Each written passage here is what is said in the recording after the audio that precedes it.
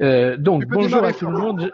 Oui, bonjour à tout le monde. J'espère que vous nous entendez bien. Nous avons quelques minutes de retard. Nous sommes désolés. Il y avait des problèmes de réglage technique. Euh, comment dire? Donc, je vous signale juste que cette session est enregistrée, hein, pour la bonne forme. Nous accueillons un professeur, une personnalité de l'ENS Paris-Saclay. En fait, nous en accueillons deux à travers l'auteur de l'ouvrage que nous allons présenter aujourd'hui, c'est-à-dire Économie des unions monétaires, institutions et politiques, un ouvrage qui a été publié aux éditions Economica en 2019 et qui, je crois, doit être publié en anglais. Je crois que c'est incessamment, enfin, durant l'année 2021. Donc, l'auteur ici présent à l'écran est le professeur d'économie à l'ENS Paris-Saclay, Hubert Kampf, qui a été, je crois, aussi économiste auprès de la Banque de France. Et comment dire, et donc c'est un vrai plaisir de l'accueillir parce que l'objectif de ce séminaire, de ces petits déjeuners d'Urkheim, c'est vraiment d'aborder l'ensemble des disciplines, l'ensemble des champs disciplinaires relatifs à la science sociale. Et donc nous avons, depuis une dizaine d'années que ces séminaires sont créés, accueilli tout un ensemble de collègues économistes. Alors j'ai peur d'en oublier, mais Guy Gilbert, Emmanuel Togourdeau, Christian Bessy, Caroline Vincenzini. Et donc c'est un plaisir de continuer dans cette dynamique. Hubert Kampf aura la parole pour trois quarts d'heure, une heure, le temps dont il aura besoin pour présenter son ouvrage. Et ensuite, nous aurons le plaisir d'entendre et d'accueillir Patrice Durand, qui nous proposera sa lecture. Difficile également de présenter Patrice Durand, tant sa carrière est éminente. Professeur également à l'ENS Paris-Saclay, sociologue, spécialiste de politique des politiques publiques, et il préside actuellement, je crois, le Conseil national de l'information statistique. Je n'en dis pas plus parce que c'est, comment dire, Patrice a une expérience tout à fait extraordinaire. Euh, je vais laisser la parole à Marie. Je dis juste un mot sur l'ouvrage d'Hubert. Je crois que c'est un travail, mais il me démentira si je dis des erreurs, hein. C'est un travail qu'il a engagé depuis les années 90 avec la création de l'euro. Mais ce n'est pas un livre qui est spécifiquement sur l'euro, mais qui est plutôt une vue d'ensemble sur la question des unions monétaires et notamment sur les processus de rapprochement régionaux auxquels ces unions contribuent. C'est un ouvrage aussi qui a été reconnu par les pairs, puisque l'année dernière, en 2020, il a reçu un prix tout à fait important, celui de l'Association française de sciences économiques. Alors, je cède la parole quelques minutes à Maryse Bresson, qui est la co-directrice de la MSH Paris-Saclay, qui va dire quelques mots, et ensuite nous donnerons la parole à Hubert. Je signale aussi aux doctorants, j'en ai vu un certain nombre, mais s'ils veulent se signaler dans le chat pour que je les inscrive présents sur la feuille d'émargement. Voilà, Maryse, je te laisse la parole pour dire quelques mots. D'accord, merci beaucoup. Donc, alors je voudrais d'abord remercier bien sûr Florent, Nathalie, de m'avoir invité. Donc effectivement, j'ai proposé de dire un mot au nom de la direction collégiale de la MSH. J'avais pas pu être présente lors du premier déjeuner donc de cette année, hein.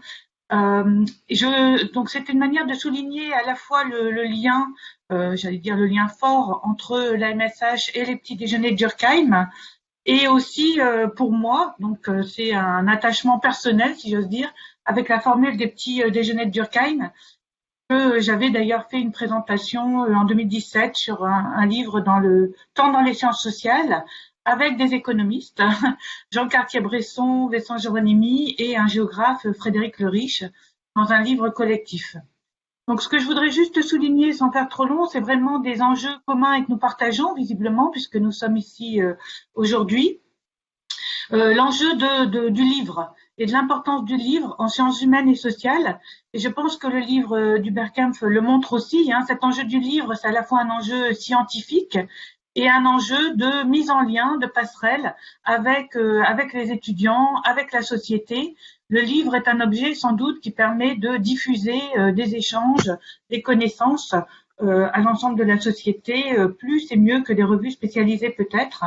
Donc c'est vraiment pour moi une formule très très intéressante que celle que présentent les petits-déj d'Urkheim.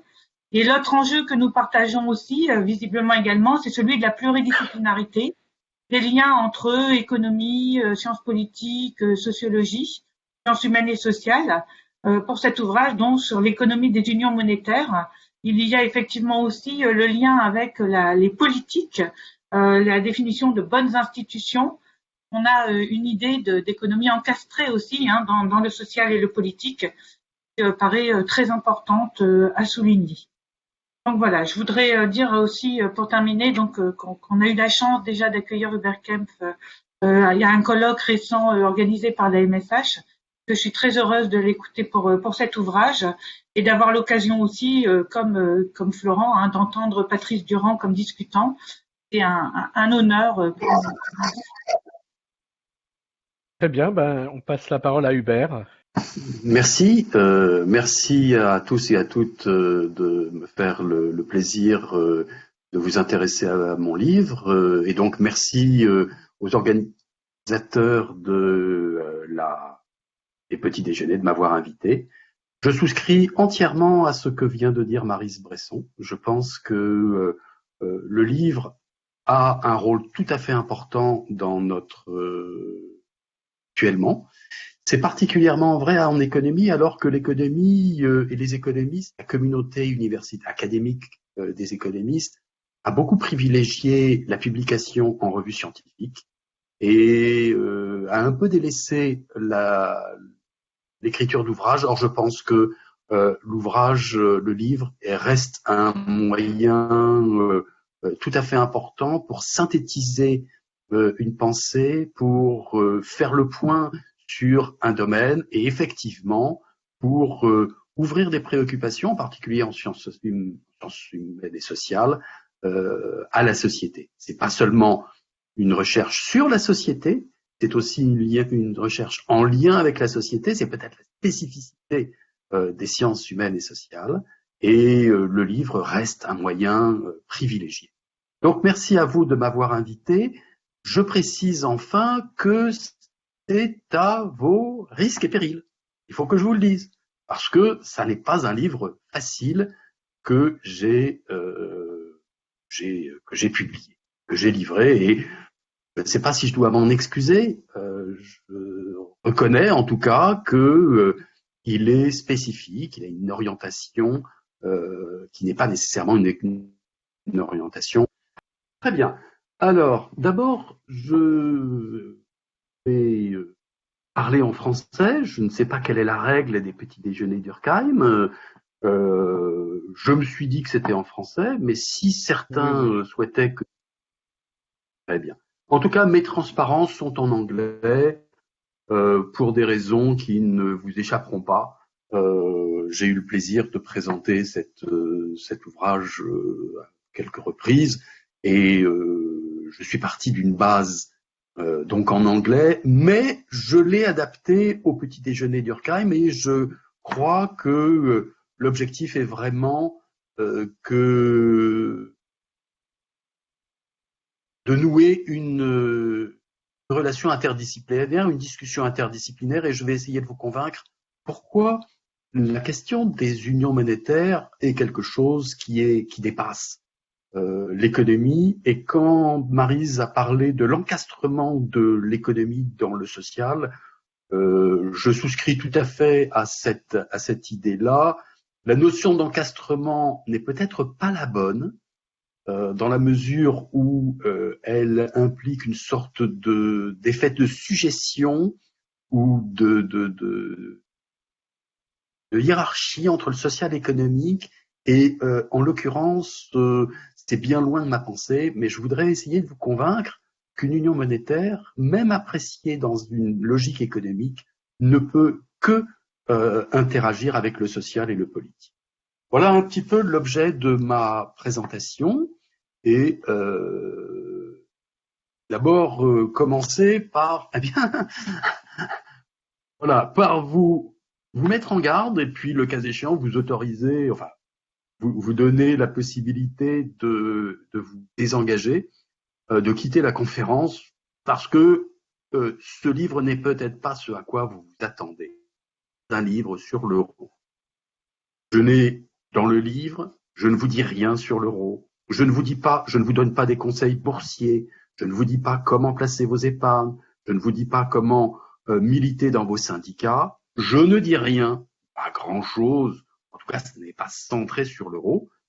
Je mentionne, à titre d'exemple, parmi plusieurs unions monétaires, l'euro, qui est effectivement une union monétaire qui a suscité mon intérêt, et qui a suscité mon intérêt sur la notion d'union monétaire, mais je n'en parle pas. Donc, ça n'est pas une monographie sur l'euro, ça n'est pas quelque chose qui vous permet de mieux comprendre les débats actuels autour de l'euro, ou de la garde, etc. Et je ne vous dis rien sur ce qu'il faut penser de l'euro et s'il va durer. Donc voilà. Et il y a quand même un livre.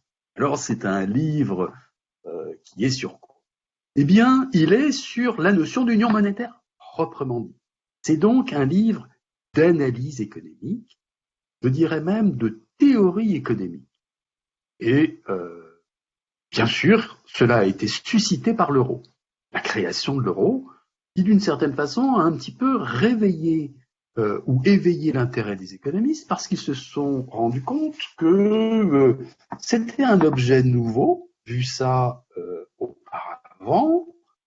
Il y avait quelque chose de très particulier devant tous ces pays qui avaient une longue tradition de conflits politiques, de conflits économiques, voire de conflits militaires, qui étaient jusqu'à présent plutôt connus pour être des lieux de leur souveraineté, qui progressivement, en coopération, arrivent à l'idée qu'ils vont partager la souveraineté monétaire. Alors ça, c'était un peu surprenant, ça a surpris tout le monde. Les économistes, évidemment, comme c'est de l'union monétaire égale économie, on s'est tourné un peu vers les économistes. C'est le rapport de l'eau. Qu'est-ce que vous avez à dire? Eh bien, les économistes ont regardé dans leur boîte à outils. Ils n'ont pas trouvé grand-chose. Ah si, ils ont trouvé la théorie des zones monétaires optimales, dont vous avez peut-être entendu parler, qui a été développée par un économiste canadien, Robert Mundell, qui, pour sa contribution, a eu le prix Nobel en 1999, l'année de création de l'euro. Mais nous allons le voir, ça n'est pas, je ne vais pas vraiment vous faire un cours d'économie, je vous rassure. L'objet, c'est pas de vous faire un cours d'économie, mais je crois que explique dans le livre pourquoi une union monétaire, c'est bien plus qu'un problème de circulation de la monnaie. Et donc, il n'y avait pas grand-chose dans la boîte à outils. Les économistes, qui sont des gens à la fois sérieux et inventifs, enfin, ils le croient en tout cas, s'y sont mis. Il y a eu une littérature considérable, à la fois théorique et empirique. J'y ai un petit peu contribué. Et du coup, depuis effectivement la fin des années 90, et puis d'article en article, eh bien, c'est arrivé, conclu que ça serait bien d'avoir une synthèse de tout ce qui touche autour de la notion d'union monétaire. D'accord ? Et donc voilà, ça a été la raison pour laquelle je me suis mis à écrire ce livre. J'aurais certainement pas dû commencer parce qu'il m'a pris beaucoup plus de temps que je ne le souhaitais, que je ne le prévoyais. Mais enfin, une fois qu'on est dans la seringue, il n'y a qu'une façon d'en sortir. Et la façon d'en sortir, c'était d'aller jusqu'au bout et de publier le livre, ce qui a été fait en 2019. Voilà. Et donc, j'ai ce livre, c'est un économiste, c'est un livre d'économiste sur une notion d'économie, traité avec des outils d'économie. Et donc, on s'est dit, c'est donc un livre pour économistes. Oui, c'est un livre pour économistes. J'aurais mauvaise grâce à le nier. C'est un un livre pour à la fois les profs et les étudiants d'économie, pour les économistes qui travaillent dans les instances de type gouvernemental ou paragouvernemental ou métagouvernemental ou intergouvernemental, comme vous voulez. Mais je crois que il y a quelque chose, il y a des éléments dans le livre qui intéressent plus que les économistes, et c'est là-dessus que je vais centrer ma présentation aujourd'hui. Voilà. Alors, mais je vais quand même faire, je vais pas vous terroriser, hein, parce que l'objet c'est pas de vous terroriser, d'ailleurs, mais on va quand même parler un peu économie. Ben voilà, la première chose qu'on constate, c'est la pluralité des monnaies, des devises, currencies, et des taux de change. C'est un fait qui émerge avec le développement du qu'on appellera par commodité le capitalisme, et le capitalisme repose ne peut pas se comprendre sans des échanges toujours plus compliqués qui se font par moyen de paiement et non plus du troc. S'il y avait eu que du troc, il n'y aurait pas de capitalisme. Et donc, il y a des monnaies qui servent de moyen de paiement. Il faut les échanger parce qu'il faut que les échanges deviennent, et alors là, c'est toute la difficulté, internationaux. Implicitement, quand on dit internationaux, on lie une monnaie à la nation. On lie la devise à la nation. Où se pose la question de savoir pourquoi les monnaies sont gérées par des États-nations, les nations étant politiquement exprimées depuis, mettons, la Révolution française pour aller vite, par des États souverains. Pourquoi faut-il que les devises soient si importants dans la constitution et le fonctionnement des États nationaux souverains? C'est ce que l'on constate, grosso modo, au cours du 19e, 20e siècle, où les États souverains ne vont cesser de faire croître leur souveraineté monétaire aux dépens de la monnaie unique, parce qu'il y avait une monnaie unique, qui s'appelait l'or. L'or permettait de payer n'importe où, n'importe comment. Vous pouviez utiliser des florins italiens pour payer en France, parce qu'ils avaient un contenu d'or. Et donc, il y a eu cette façon pour les États de se développer par le biais des devises, et du coup, les devises sont au croisement, à l'interface, comme on dit maintenant, entre les échanges économiques internationaux et les souverainetés nationales. La souveraineté monétaire, c'est grosso modo 4 choses. Mais je vais aller vite, hein, parce que je ne voudrais pas prendre trop de temps là-dessus. C'est une autorité souveraine, hein, en matière monétaire qui définit un standard, une monnaie, qui en a le contrôle exclusif, à la fois sur son émission et sur sa circulation, et qui, dans ces conditions, établit des symboles monétaires qu'elle associe, qui sont associés très clairement à la souveraineté. Et en France circule le franc. Ah oui. Et évidemment, le choix de cet intitulé, cette dénomination, n'a rien du hasard. Donc nous avons une devise nationale, plusieurs États, la nécessité de faire de l'échange, la nécessité d'organiser la transaction, l'échange des monnaies. Voilà. Alors comment les économistes ont-ils vu ce problème? Eh bien, de l'échange international, le voit de 3 façons: par la théorie du commerce international, par la théorie monétaire proprement dite, et par ce qu'on appellera l'économie politique, c'est-à-dire l'économie politique internationale, celle qui amène à la construction d'un système monétaire international. Voilà. Et du coup, les unions monétaires, eh bien, c'est un entre-deux. Quelque chose qui participe de l'échange international, hein, parce que les unions sont des unions à la louche. On va voir que c'est un peu plus compliqué. Des unions internationales, des unions de nations. Et donc il y a bien des échanges internationaux, mais il n'y a plus une souveraineté monétaire nationale ou des souverainetés monétaires. Il n'y a plus qu'une souveraineté monétaire que l'on dit partagée pour épargner les susceptibilités, mais qui est en fait une souveraineté supranationale. Donc, même si elle est gérée par des intervenants qui sont des expressions des nations, la souveraineté monétaire devient internationale. Et on peut se dire, bah voilà, les échanges sont internationaux, la monnaie est internationale, on a réglé le problème. On a réglé le problème, on n'a plus à convertir la monnaie, super, ouais, bravo.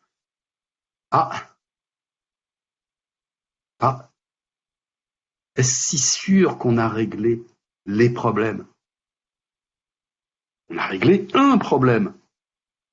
Mais évidemment, comme d'habitude, quand vous réglez un problème, c'est que vous mettez en place un ensemble de boîtes dont surgissent, en les ouvrant l'une après l'autre, une foultitude de problèmes. Et l'union monétaire, eh bien, c'est d'abord, en fait, et si vous avez un peu suivi l'actualité de votre temps, ce que je suppose, puisque nous faisons tous des sciences sociales, vous n'êtes pas sans savoir, par exemple, que l'euro a connu quelques vicissitudes et que les problèmes ne lui ont pas manqué. Bien, le livre cherche à expliquer, à explorer ces problèmes. Voilà. Donc, une union monétaire, c'est d'abord un échange, un accord international, et on va en matière monétaire, mais on va un petit peu devenir, on va être plus sélectif. Okay, on peut dire qu'une union monétaire, c'est une union monétaire concernant la circulation d'une monnaie unique dans un espace soit national mais fédéral, soit international. Et du coup, on peut avoir une union monétaire nationale et une union monétaire internationale. Donnons-nous un exemple d'union monétaire nationale dans une fédération. Eh bien, les États-Unis d'Amérique ou la Suisse. Soit un petit pays, soit un très grand pays. Ce qu'ils ont de commun, ces deux pays, c'est qu'ils sont fédéraux. Ah oui, d'accord. Ça veut dire quoi, fédéraux? C'est des fédérations. Oui, bon, vous ne me reprenez pas, je sais que la Suisse est une confédération. Bon, laissons ces subtilités.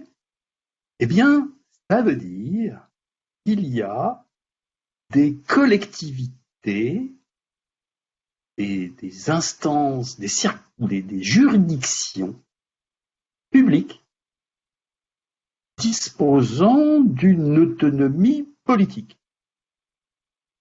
au sein de la fédération. Cette autonomie est définie par la constitution de la fédération, mais le point important, c'est qu'il n'y a pas de politique sans moyens de sa politique, et donc sans budget. Et donc une union monétaire nationale, qui regroupe une pluridiction de juridictions ayant autonomie budgétaire. Ah, là, on voit déjà le problème. Une union monétaire ne peut pas et l'étude d'une union monétaire ne peut pas se faire sans l'étude des conséquences budgétaires de sa création ou de son fonctionnement. Et puis, évidemment, ça sera encore plus évident dans le cas d'une union monétaire internationale, puisque c'est un accord international entre États souverains qui vont conserver une souveraineté budgétaire. Et du coup, toujours rapidement, j'espère, oui, ça va. Qu'est-ce que c'est qu'une union monétaire? De quoi s'agit-il maintenant que je vous ai un petit peu dit qu'il s'agissait évidemment, ce que vous saviez d'ailleurs, de la circulation dans un espace fragmenté ou segmenté par des régions autonomes au sein d'une fédération par des nations dans le cas d'une union monétaire internationale. Précisons. C'est d'abord évidemment une monnaie unique, hein, on va pas discuter sur son unicité, et elle est commune, elle a cours légal dans l'ensemble de l'Union. Cela implique, parce que nous sommes au XXe et maintenant au XXIe siècle, hein, alors là, je vais vous épargner le cours d'économie monétaire, mais ça implique une politique monétaire commune. Parce que maintenant, la monnaie étant dématérialisée, il faut en contrôler l'émission et les conditions de circulation. Et que, d'autant plus que nous sommes maintenant dans des économies, dans des sociétés qui ont développé, et à juste titre, permettre le développement économique, des systèmes financiers complexes. Et la monnaie s'insère dans les systèmes financiers et fait partie de la finance. Donc voilà pourquoi la politique monétaire est une chose très compliquée et très subtile, encore plus subtile dans une union monétaire pour les raisons de fragmentation que je vous dis. Et enfin, c'est un système unique de gestion avec l'extérieur de l'union, c'est-à-dire que la monnaie de l'Union est elle-même une devise internationale et qu'il faut gérer les échanges monétaires internationaux. Il y a une unicité de cette gestion monétaire internationale. Voilà. Donc du coup, et je vous ai pas encore tout dit sur les unions monétaires parce que en fait, je vous ai dit par des monétaires ou de la déléguer. Eh bien, nous avons deux façons opposées extrêmes de la partager. Soit le partage est égal et l'union monétaire est symétrique, c'est le cas de l'euro, ou elle n'est pas du tout, elle est totalement dissymétrique, c'est-à-dire qu'il n'y a pas de partage de souveraineté. Il y a un pays qui accepte la sujétion en matière monétaire d'un autre pays qui est seul responsable de la gestion, du management de l'union monétaire, en particulier de la politique monétaire. Et c'est le cas des pays qui sont dollarisés, comme le Panama ou le Monténégro, par exemple. Du coup, voilà, nous avons deux dimensions pour comprendre les unions monétaires. Soit elles sont symétriques, soit elles sont asymétriques. Soit elles sont nationales, soit elles sont internationales.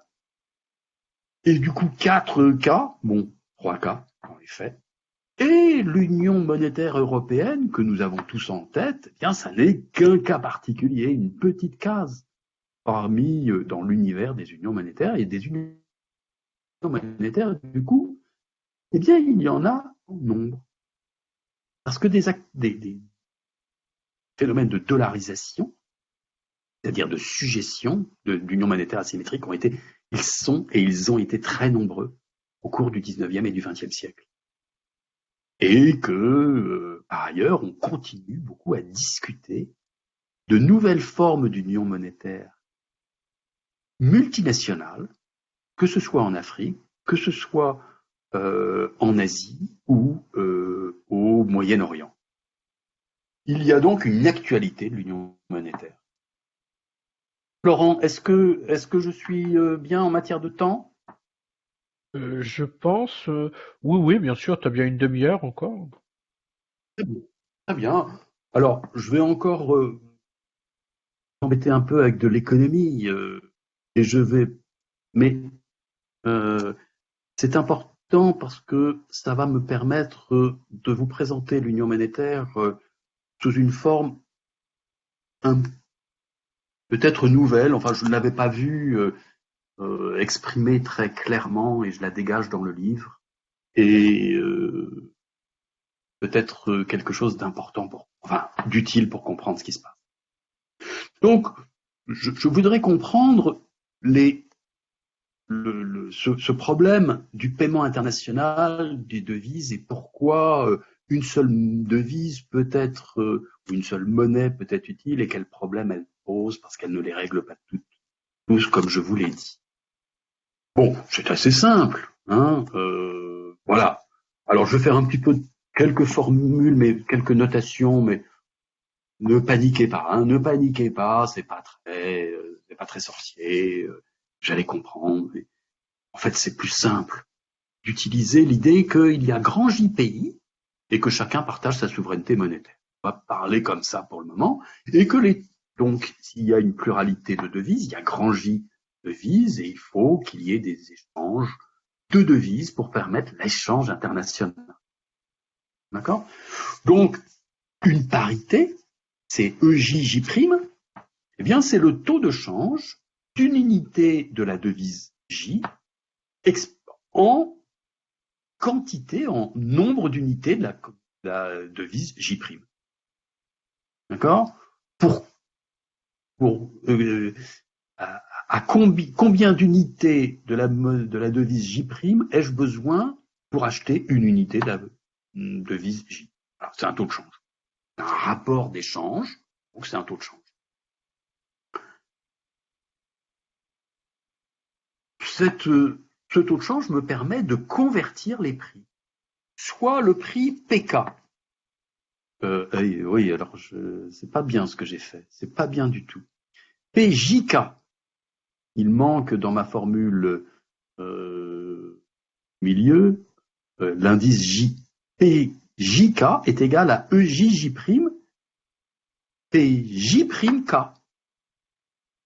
D'accord? Quand PJ'K est le prix du bien K exprimé en monnaie J'. Ok?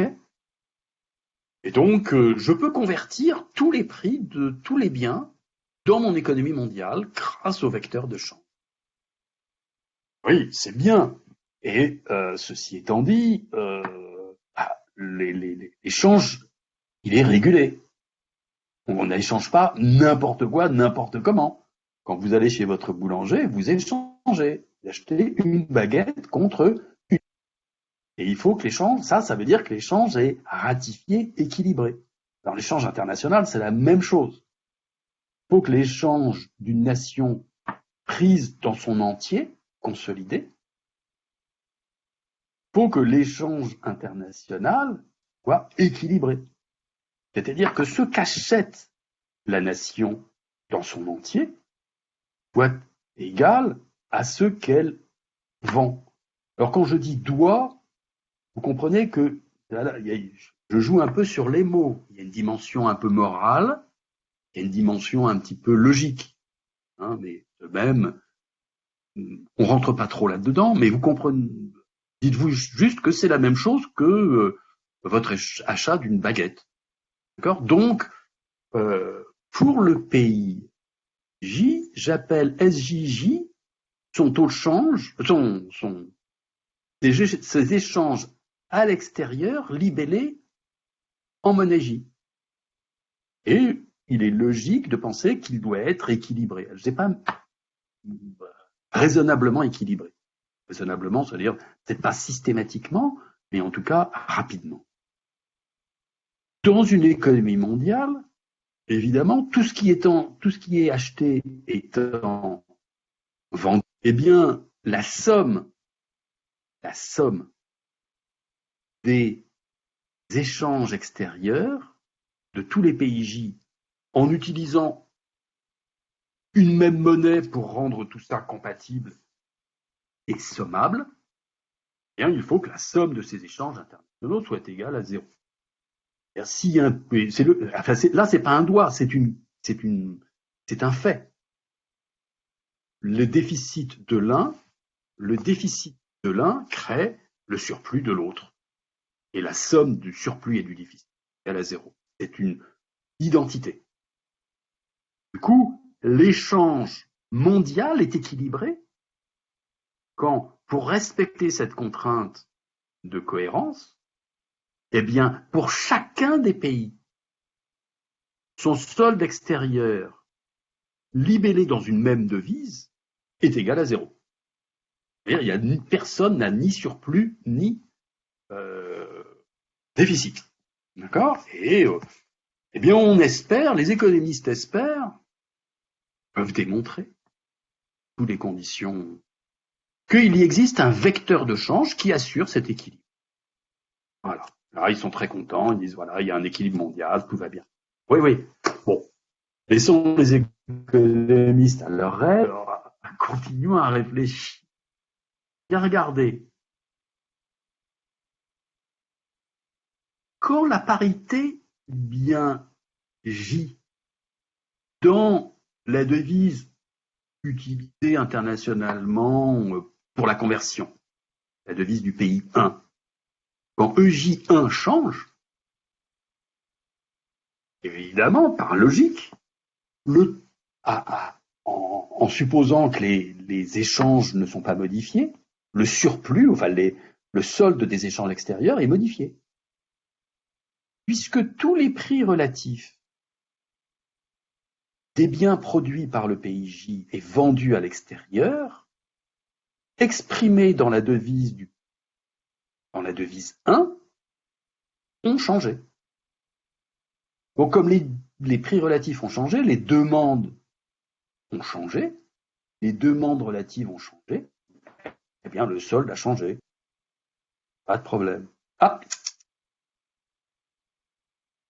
le changement de la parité EJ1 change tous les prix relatifs, sauf quelques-uns. Et oui, ça ne change pas les prix relatifs entre eux des produits, des biens produits dans le pays J.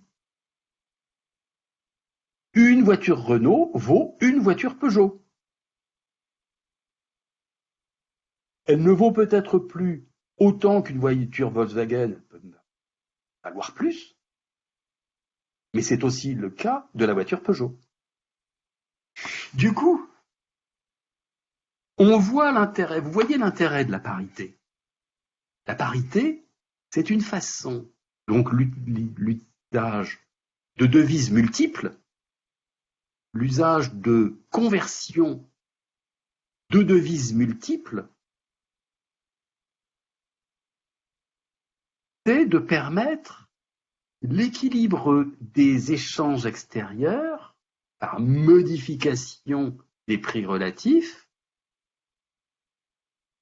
tant qu'il y ait à l'ordre 1, en effet direct, de modification des prix des biens produits dans J, et ça a donc un intérêt très grand, c'est que ça ne modifie pas, en première analyse, l'équilibre interne au pays. Et je précise, l'équilibre politique. Typiquement, qu'est-ce que c'était qu'une dévaluation dans les années 60-70 ? Comment ça se passait ? Eh bien, vos parents, enfin nos parents, allons, considérons que nous sommes tous jeunes, nos parents s'endormaient, rentraient du travail le vendredi soir, okay, ils étaient contents, ils étaient fatigués, ils allaient se reposer. Et pendant que eux se reposaient, eh bien, il y a des gens qui se mettaient à phosphorer dans les ministères, dans le ministère et à la banque centrale du pays déficitaire. Okay, ils disaient, ça va pas, ça peut plus tenir. Le ministre de l'économie prenait son téléphone, appelait ses interlocuteurs internationaux, le cas échéant les responsables au FMI, disant, vous savez, je tiens plus là. Je vais, malgré mes engagements de fixité des taux de change, il faut que je le change. C'est-à-dire, la fixité des taux de change permettait qu'ils soient ajustés. Eh bien, c'est ce que faisait le ministre dans la nuit du samedi au dimanche. Ok ?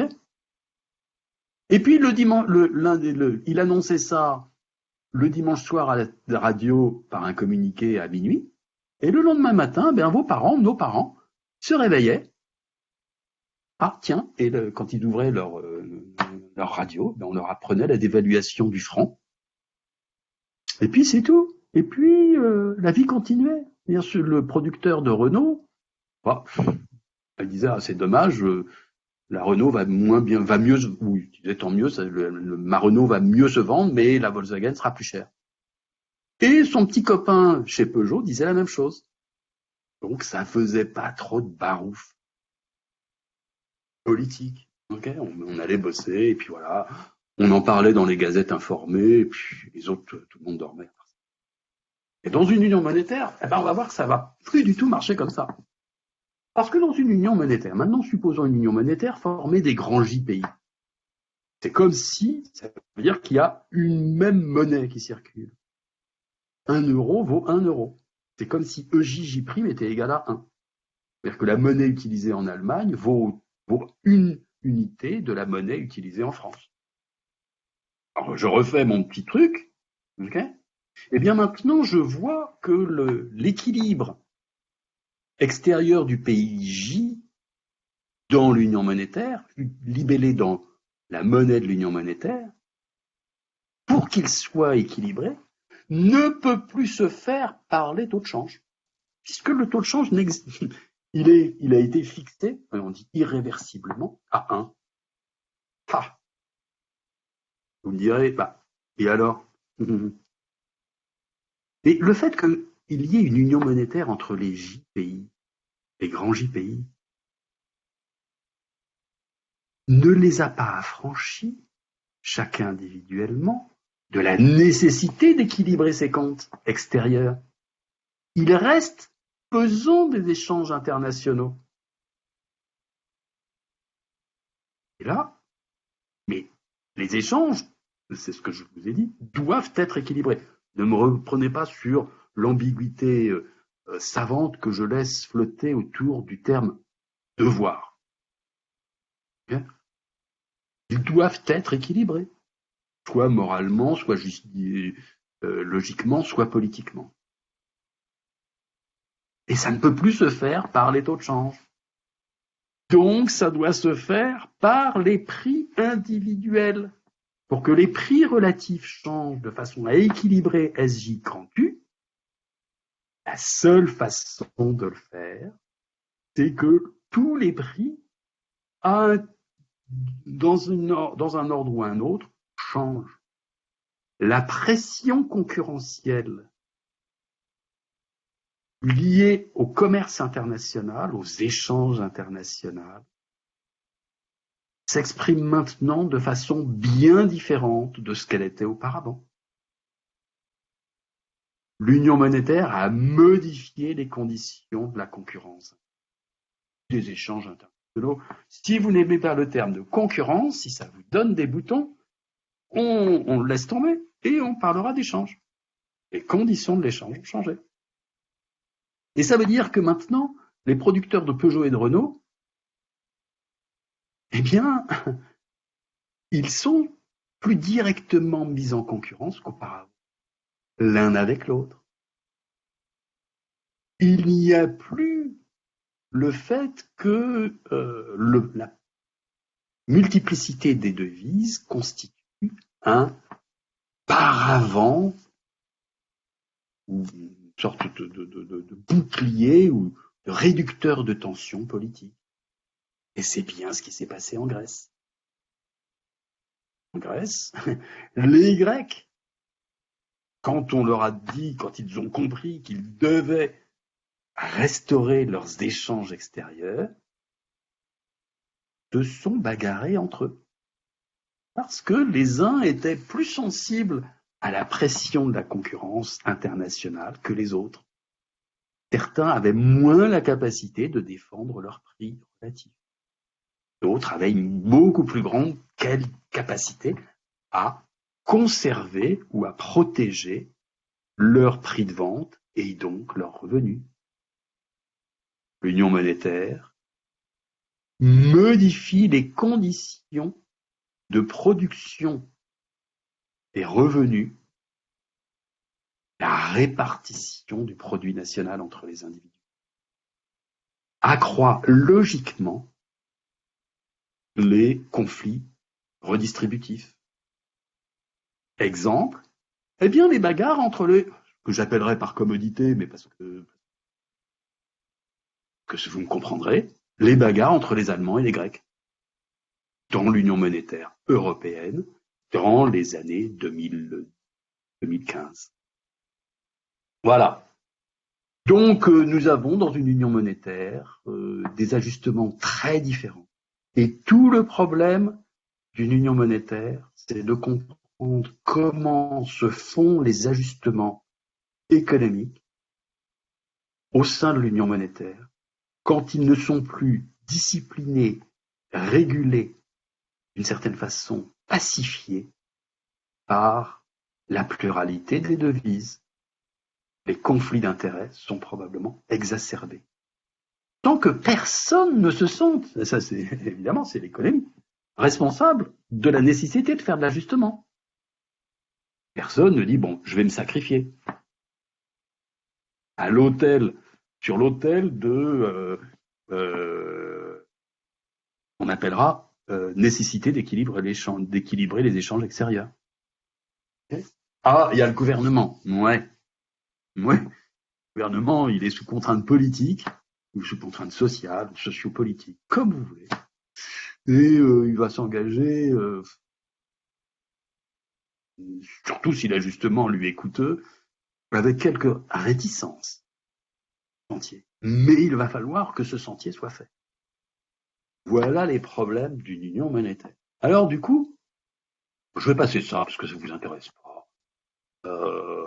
Et je vais arriver à l'union monétaire comme un système monétaire international. Parce qu'en fait, les problèmes que je viens évoquer rapidement et qui sont développés dans le livre, c'est pas des problèmes nouveaux. Des problèmes qui se posent, parce que c'est des problèmes logiques. Ils se posent toujours, indépendamment de l'habillage monétaire. Ce sont ces problèmes-là qu'un système monétaire international cherche à réguler. Ne cherche pas à les faire disparaître, mais à les traiter. En fait, qu'est-ce que c'est qu'un système monétaire international? C'est pas du tout ce qu'on vous a dit. Il n'y a pas que ça. Il n'y a pas qu'une histoire de parité monétaire. En fait, un système monétaire international devrait être appelé un système national de fonction. Bien sûr, la convertibilité des devises au coût le plus faible possible. Pourquoi? Pour faciliter les échanges internationaux, parce que les échanges, c'est une bonne chose. Nous devons sortir de la grotte de Néandertal. La seule façon d'en sortir, c'est par l'échange. Personne n'estime que la vie de Néandertal, je crois, est préférable à celle que nous vivons, même si la vie que nous vivons reste une vie humaine marquée par ses difficultés. N'en dis pas plus. Une fois assurer la convertibilité, il faut permettre que les soldes extérieurs ne soient pas systématiquement équilibrés à toute période. Donc il faut sortir d'une autarcie nationale qui impliquerait qu'on équilibre à toute période.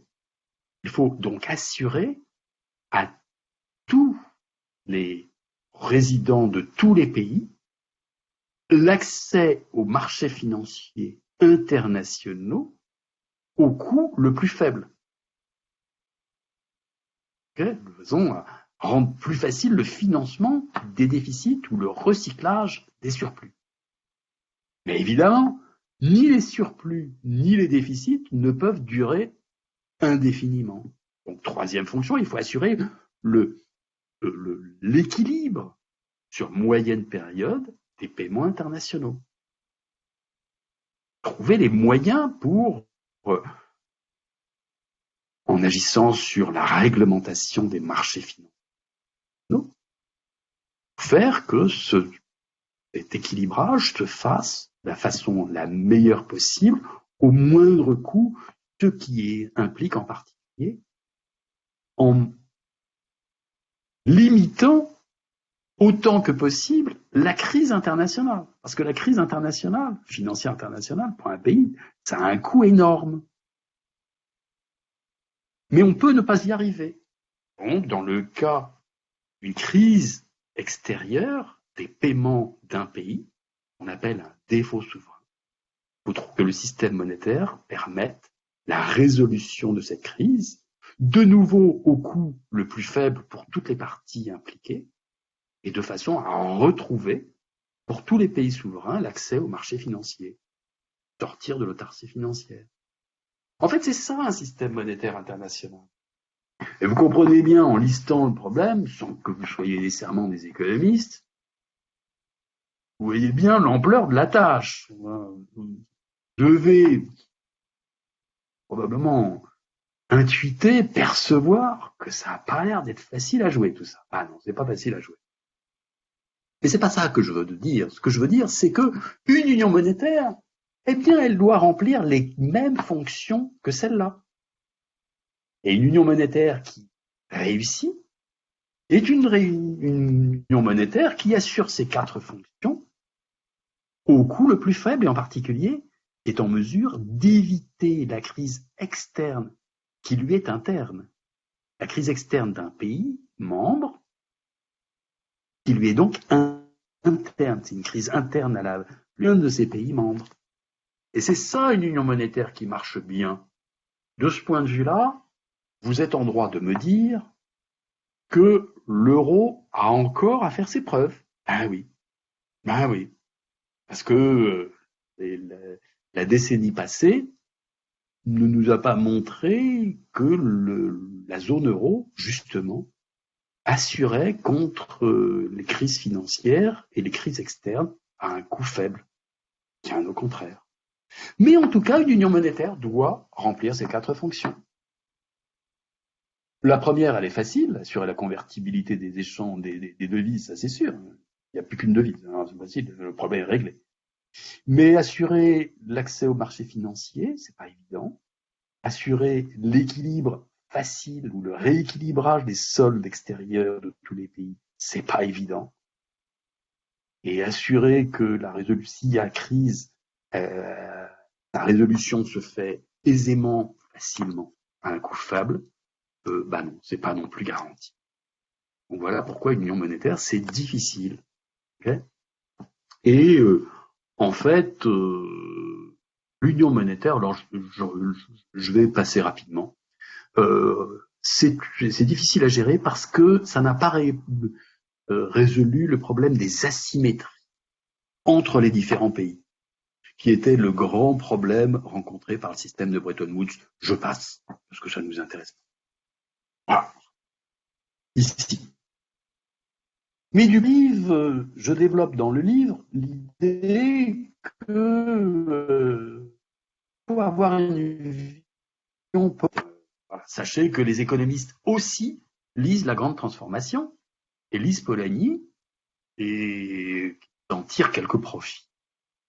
Si vous avez lu La Grande Transformation, vous pouvez vous souvenir que dans les 100 premières pages, entre la page 50 et la page 100 à peu près, dans mon souvenir, Polanyi développe, en fait c'est certainement ce qui a motivé et initié sa réflexion, développe une analyse de l'échec de l'étalon or au tournant du XXe siècle. Okay.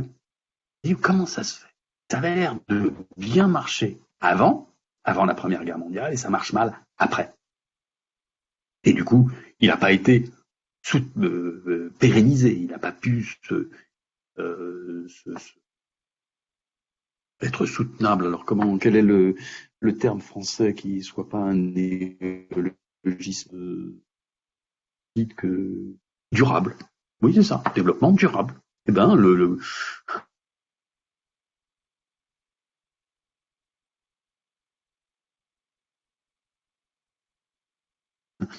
les pourcentages mondiales pour équilibrer l'échange en étalon or, il fallait, en fonction des sorties en or, modifier les prix intérieurs. Et ça, c'était possible parce qu'il y avait moins d'or en circulation dans le pays déficitaire. Et ça, c'est ce que disent les économistes qui... Et Polanyi va plus loin. Pourquoi les prix peuvent baisser? Eh bien, parce qu'il n'y a pas de résistance à leur baisse. Et pourquoi n'y a-t-il pas de résistance à leur baisse? Eh bien, parce que la classe ouvrière, les ouvriers, les travailleurs, les salariés, utilisez le terme que vous voulez, n'étaient pas en fonction de résister à la baisse de pouvoir d'achat que représente, ou encore l'équilibre socio-économique intérieur au pays était subordonné à la nécessité de son équilibre extérieur. Il y avait la possibilité de pression à la baisse des prix et des salaires. Et Polanyi remarque, après la Première Guerre mondiale, c'est plus possible. Parce que l'on négocie un nouveau contrat social, les salariés étant ceux qui ont été se faire trouer la peau dans les tranchées et auxquels la nation reconnaissante, pour utiliser la phraséologie actuelle, doit bien quelques compensations. On ne peut plus leur dire, vous retournez comme avant et votre pouvoir d'achat, s'il faut l'enfoncer, on l'enfonce. On ne peut plus enfoncer le pouvoir. Et tout un développement des syndicats, développement de la puissance des syndicats, expression politique de la classe ouvrière, vous connaissez ça. Et là, c'est l'équilibre extérieur qui devient subordonné à l'équilibre intérieur. Et l'état-major ne peut pas assurer ça. Il saute. Eh bien, en fait, c'est le même problème qui se trouve dans une union monétaire. Je vous ai dit exactement ça, qu'il y avait une nécessité d'équilibre extérieur, et que cet équilibre extérieur, elle impliquait, maintenant qu'il n'y avait plus qu'une monnaie, des ajustements de prix, qui renvoie à un nouvel équilibre intérieur au pays déficitaire, dans la zone. Donc, il faut avoir une vision polanyienne de l'union monétaire. Voilà. Et eh bien, c'est exactement ce qui s'est passé dans la crise grecque. D'accord. J'appelle ça les Allemands par commodité. Disons que les responsables politiques allemands de l'époque ont été les meilleurs héros de cette héros au sens AULT, AUT, de cette exigence. Eh bien, on a dit aux Grecs, l'équilibre extérieur compte plus que le reste. Et donc, vous écrasez, vous modifiez votre équilibre. Et les Grecs ont protesté, etc. Ils ont même élu en 2015 un gouvernement. On va voir ce qu'on va voir. Eh bien, ce gouvernement grec a dû baisser les pouces. Okay, voilà. Et donc, on voit bien que cette tension entre ces deux équilibres reste au cœur du fonctionnement d'une union monétaire. Dans ce cas-là, dans une vision polanyienne, on comprend, on voit se définir l'exigence d'un contrat social propre à l'union ou portant sur l'union dans son ensemble. Il ne veut pas dire un contrat uniforme pour tous, un contrat social uniforme pour tous. Mais en tout cas, il y a bien la logique de définir un nouveau contrat social propre aux pays membres d'une union monétaire. Et c'est cette difficulté à définir un nouveau contrat social que l'on voit fonctionner dans la zone euro dans la décennie des 2010 et dans la décennie des 2020 avec la crise de la pandémie. Il semble bien que la zone euro, le problème est très différent. On ne compare pas et le choc que ça représente avec le choc de la pandémie. Mais en tout cas, on voit bien quand même que l'Union européenne a appris de la résolution des crises grecques pour modifier un petit peu son angle de tir, comme ça. Voilà. Donc, voilà. Eh bien, une union monétaire, c'est pas tellement à propos de la monnaie.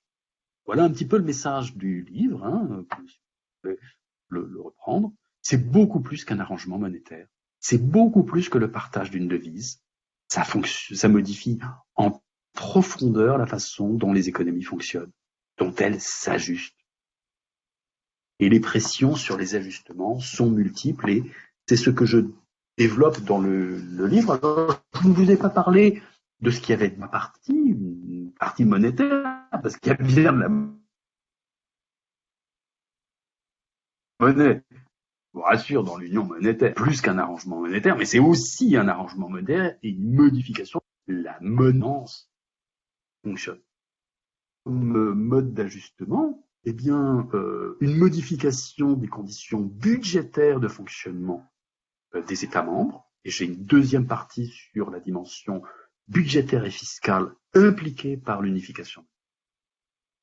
Les budgets sont des modalités d'ajustement, il faut les comprendre.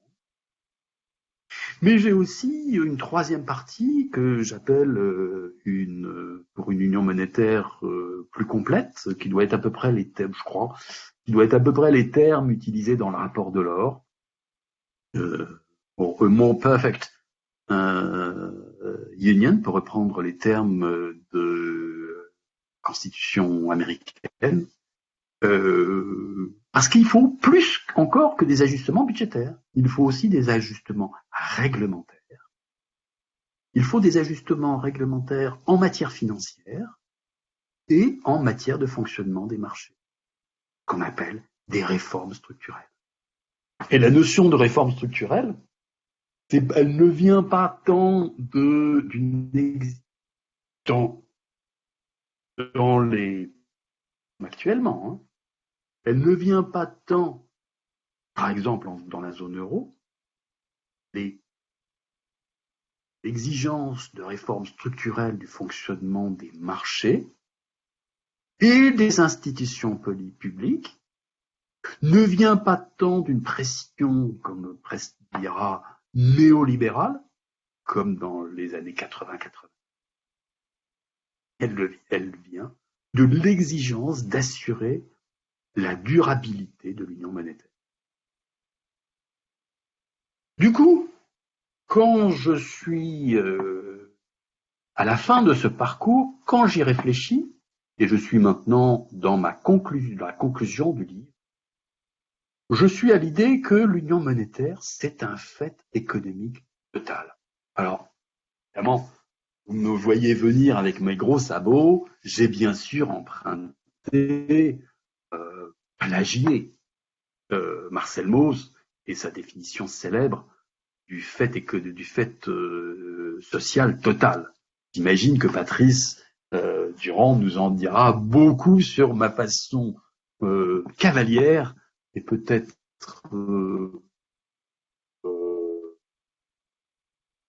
rapide, voire incorrecte, d'utiliser Mauss. Mais en reprenant, en plagiant, en m'inspirant. Et donc, j'en étais là et je vous disais que, eh bien, une union monétaire, si vous avez intuité les explications que je développe ad nauseam dans le livre, qui, une fois de plus, je vous rappelle, n'est pas une lecture de plage. Nous sommes bien d'accord. Eh bien, une union monétaire valide, enfin, remplit, correspond à cette définition.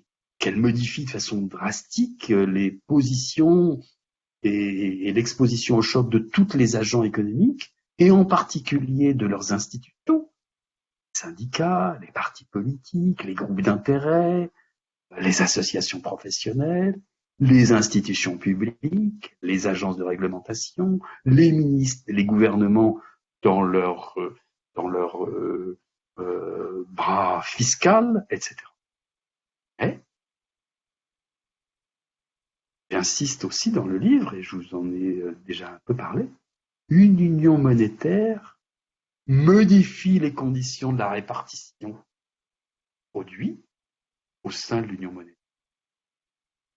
Ça, c'est ce qui ne se trouvait pas dans le rapport de l'or. Hein. Le rapport de l'or, c'est pas tout ça. Hein.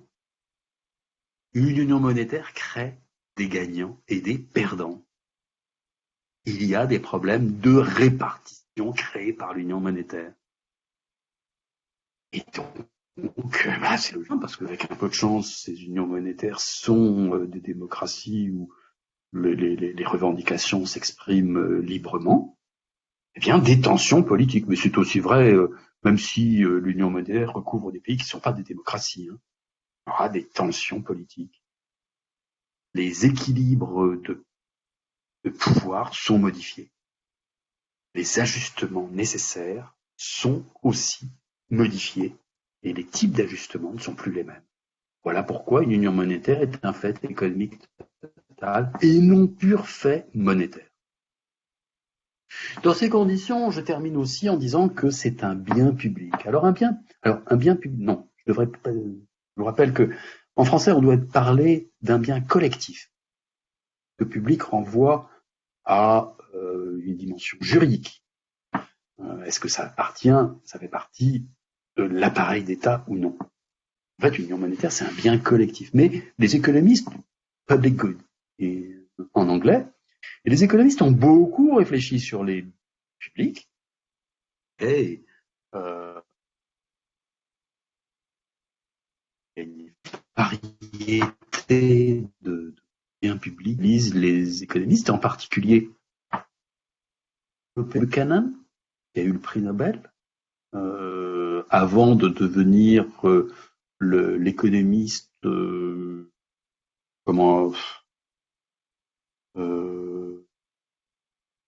ordolibéral à l'américaine, qui lui a aussi valu pas mal de notoriété. Et puis les biens communs, dont on parle beaucoup, alors maintenant tout est devenu bien commun, qu'a aussi analysé, elle n'est pas la première, mais en tout cas elle l'a fait avec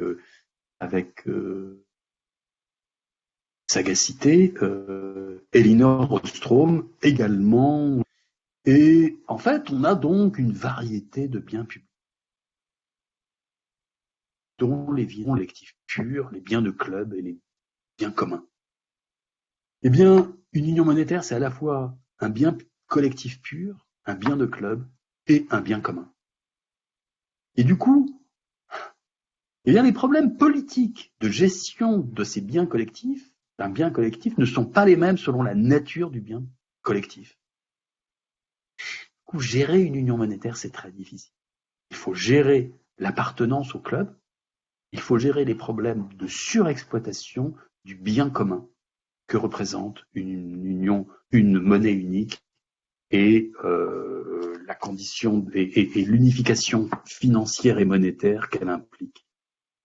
Donc là encore, c'est pourquoi une union monétaire, c'est quelque chose de difficile à gérer. Mais en tout cas, il faut avancer dans sa compréhension. Et je crois que... j'ai encore un transparent pour vous dire que donc, comment définir la durabilité de l'union monétaire? Par un contrat social valable pour l'union et durable. Une union monétaire est forcément une union de transfert, quoi qu'en disent certains, ou quels que soient les désirs de certains politiciens allemands et économistes. Du coup, ça ne veut pas dire qu'il faut transférer n'importe qui, n'importe quoi, n'importe qui, quoi qu'il fasse. Et transfert interne à l'union monétaire. Il faut comprendre sous quelles conditions tels transferts sont légitimes et tels transferts doivent être refusés. Refuser des transferts pour dire non, ça c'est pas valable. Il faut que les pays acceptent d'assumer leurs responsabilités et leurs contraintes jusqu'à une certaine mesure, puisqu'il s'agit de gérer des biens publics. Il faut enfin se mettre d'accord sur les processus d'ajustement et par exemple sur les réformes structurelles à mener. Faut-il réformer l'État grec? Faut-il le doter d'un cadastre? Faut-il avoir un registre systématique valable au sein de l'Union des titres de propriété? Faut-il assurer une union bancaire et à quel titre? Enfin, il faut être d'accord sur qu'est-ce qui est de l'ordre du collectif, qu'est-ce qui est de l'ordre du local. Il faut s'entendre sur les conditions de la subsidiarité et donc de la cohésion de l'union monétaire. Pas si simple. Ok, une union monétaire, c'est bien plus qu'une question monétaire. Voilà ce que j'avais à dire. Merci beaucoup Hubert. C'était à la fois très clair et très stimulant. Je propose qu'on passe directement la parole à Patrice Durand qui va nous offrir sa lecture. À toi Patrice. Merci Florent, merci Hubert. Est-ce que vous m'entendez parfaitement? Oui, parfaitement. Oui. D'accord. Bon. Alors oui, effectivement, je ne sais pas si je dois remercier Hubert parce que quand il m'a demandé de discuter son livre, il m'a dit ce qu'il vous a dit, à savoir que c'était pas un livre de plage. C'est pas une littérature de plage, c'est vrai, c'est peut-être une lecture de confinement, ce qui est un autre qualificatif très nouveau.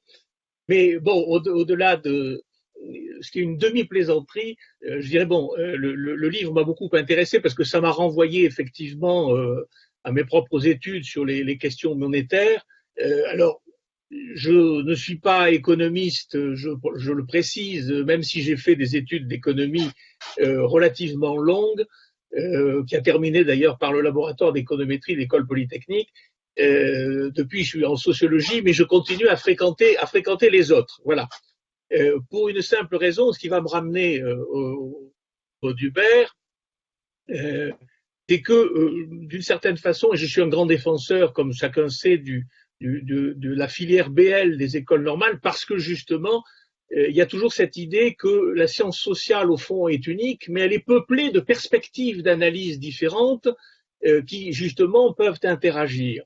Et je dirais que, d'une certaine façon, le livre d'Hubert est un bon exemple de cela, qui fait que si j'ai une critique à faire à l'ouvrage, je dirais que on ne sait pas totalement toujours quel est le statut véritable de l'ouvrage, pour deux raisons. Un, parce que compte tenu de ce que vient de dire Hubert, il va au-delà d'un simple manuel, parce qu'il défend une thèse, laquelle thèse d'ailleurs s'énonce clairement, c'est même la dernière phrase du livre, je vous la livre.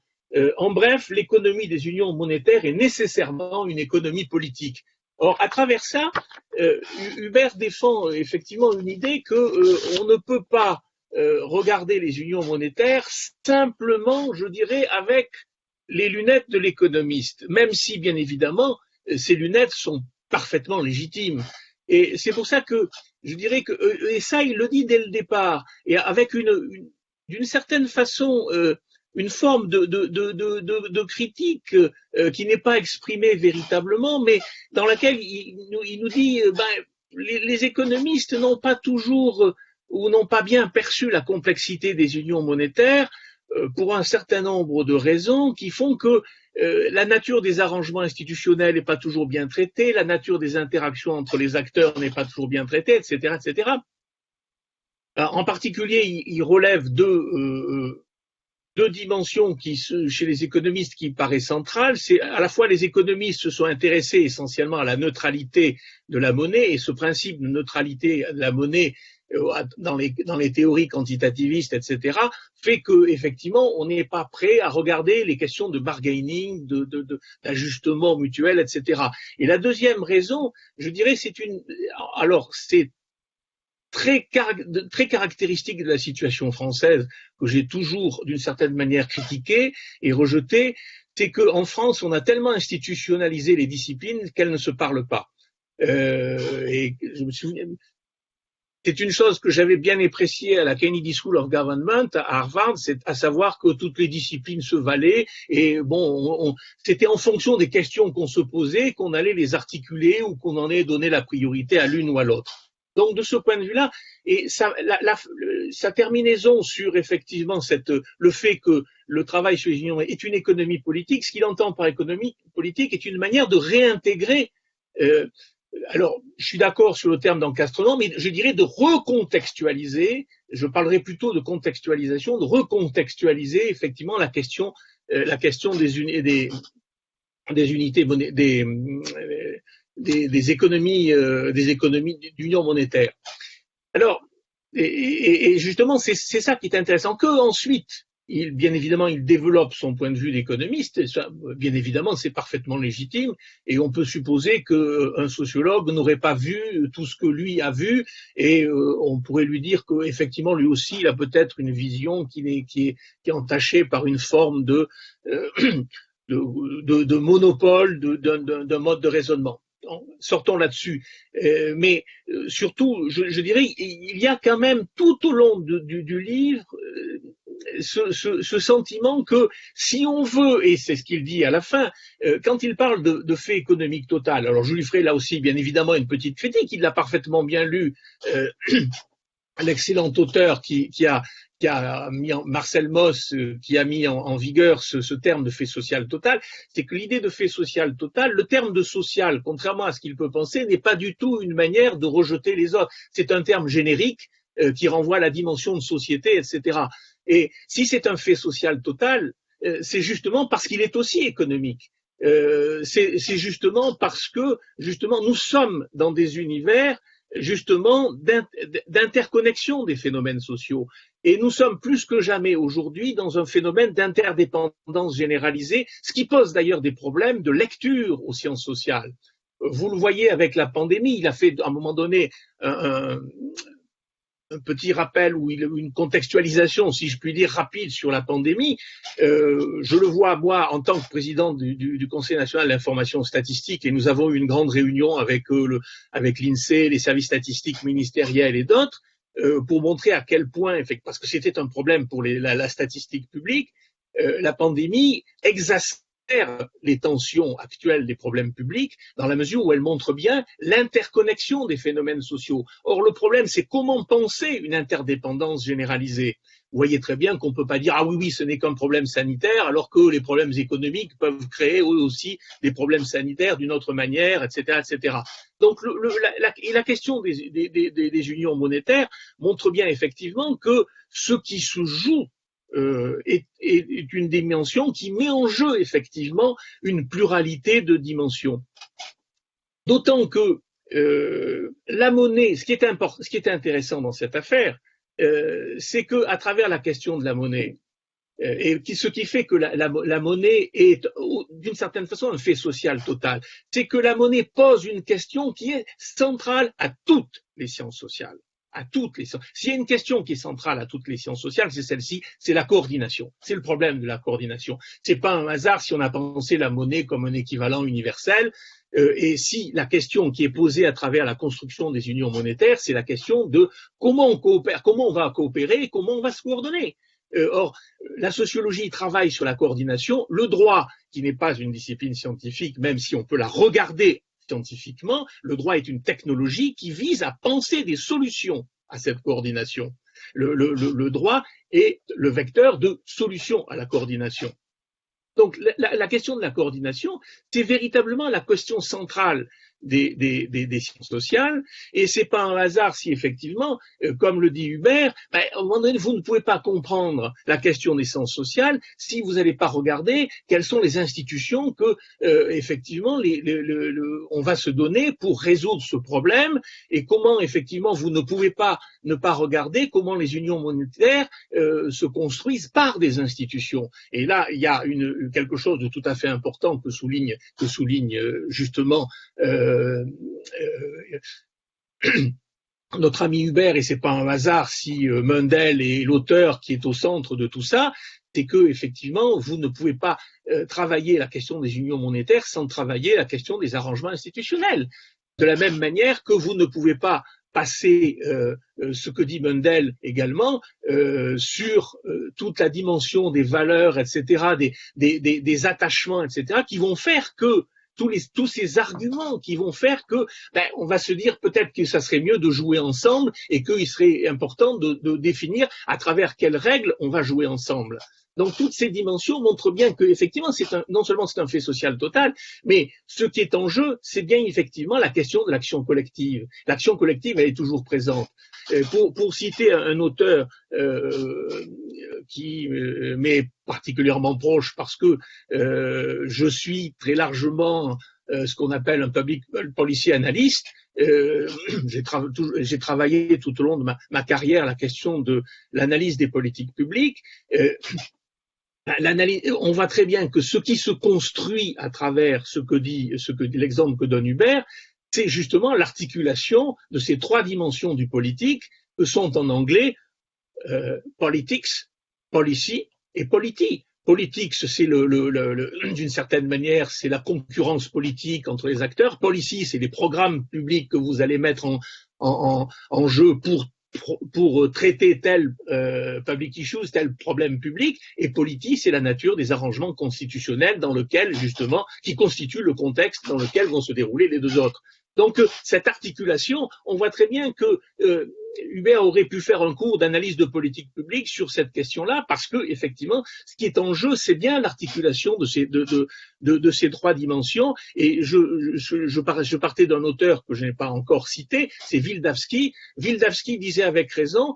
Il donnait une définition des politiques publiques. Public policies are mix of cogitation and interactions. Sont des mix de cogitation et d'interaction, au sens que les politiques publiques, ce sont effectivement des conceptions analytiques que vous allez construire, etc. Ce sont des solutions, d'une certaine façon, mais ces solutions, elles n'existent que parce qu'il y a des interactions. Et ce qu'il dit, c'est que, d'une part, il y a effectivement, les individus vont réfléchir à des solutions, mais ce sont les interactions, c'est-à-dire l'action collective, qui font les résultats. Et c'est-à-dire que effectivement, vous voyez très bien que la question de l'articulation des acteurs, c'est ce qui va faire que l'union, elle va marcher ou pas marcher. Donc il y a tout ça dans ce livre, et c'est en ce sens que j'y suis effectivement particulièrement sensible. Et à la fin, quand Hubert cite lui-même les questions de légitimité, de contrat social, etc., on voit bien que effectivement, c'est pas qu'on est dans autre chose, c'est que la mise en place de ces solutions pensées par l'économiste sont aussi à contextualiser, sinon à encastrer, à contextualiser dans un univers dans lequel vous avez des acteurs collectifs qui ne sont pas les mêmes, qui ne sont pas égaux, parce qu'il y a des plus égaux que d'autres, comme disait un comique célèbre, et puis parce qu'il y a des règles du jeu qui s'imposent ou ne s'imposent pas, ou qu'il faut trouver, etc. Voilà. Donc je veux dire, il y a dans ce livre toutes ces dimensions que je trouve passionnantes, et c'est pour ça que, si je puis dire, c'est une critique au fond plutôt bienveillante, c'est que j'inciterai plutôt Hubert a continué dans cette voie d'articulation justement de ces différentes dimensions politics, policy et polity dont il a bien montré justement à la fois la nature, mais aussi en quoi on ne pouvait pas, comme le dit Mundell, prendre en compte les unions monétaires sans cela. Donc voilà, compte tenu de l'heure, j'en resterai là parce que je voudrais pas monopoliser trop la discussion ou trop plus exactement le temps de parole.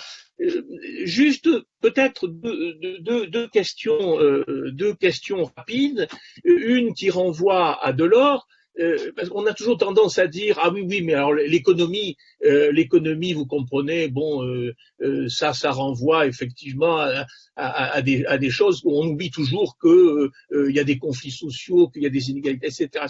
Or, ce qui est intéressant, à un moment donné, Delors, quand il était à la tête de la Commission européenne, disait au fond, le capitalisme est en train de montrer aux politiques qu'on arrive à s'articuler les uns les autres et qu'à travers l'union monétaire, etc., finalement, on a réussi à monter l'Europe, ce que les politiques, en fait, n'ont jamais véritablement réussi à faire.